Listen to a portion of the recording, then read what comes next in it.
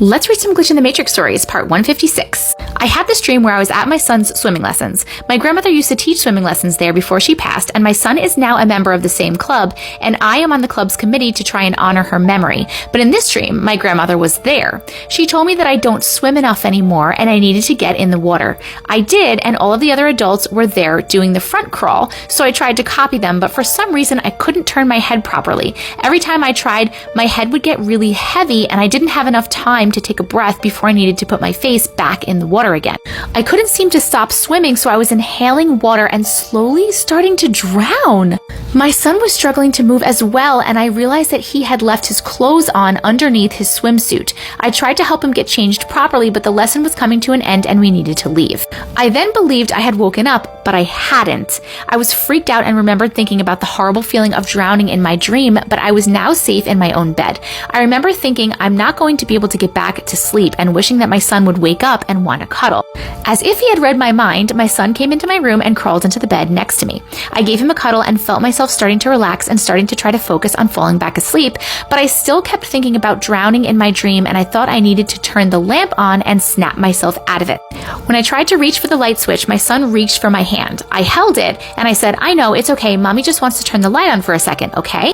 All of a sudden, the mood changed and I started to realize I was still asleep because my son kept trying to pull my hand away from the light switch. I tried telling him no, and I felt myself wanting to be firm with him, but my voice was only coming out as a whisper.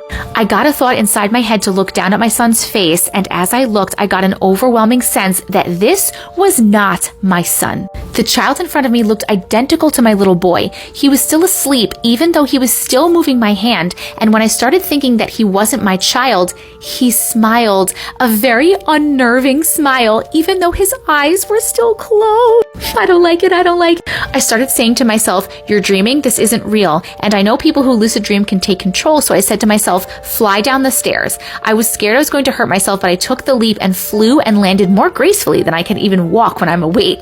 But when I got to what should have been the bottom, I was back in my bed next to the creepy, not my child. I knew I needed to wake up, and I needed to wake up fast, so I slapped myself 3 times in the side of the face. I woke up in a cold sweat and I went to go throw some cold water on my face, and when I did, I saw a massive scratch right down the left side of my face. I thought it might have been a crease from the bedding where I was laying, but you can see the edges have patches of skin like it's peeling. I don't know if something in my dream scratched me or whether I scratched myself in a desperate attempt to wake myself up.